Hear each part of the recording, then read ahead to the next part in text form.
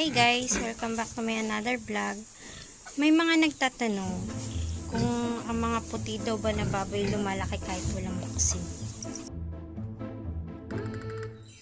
At yun guys, yes, lumalaki sila kahit walang vaccine.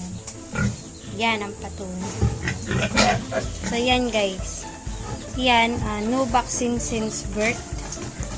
Hindi yan nakatikim ng vaccine dahil gusto namin healthy. Kahit papaano ay healthy sila.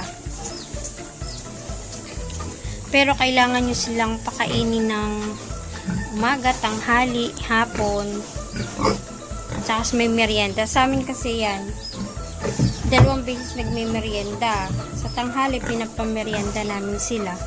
Tapos bago kami matulog ng gabi, pinapakain pa namin yan.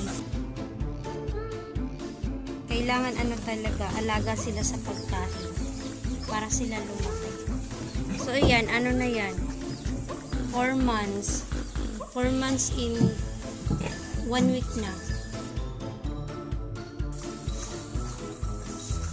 Kalalaki nila. I-deliver na namin yan.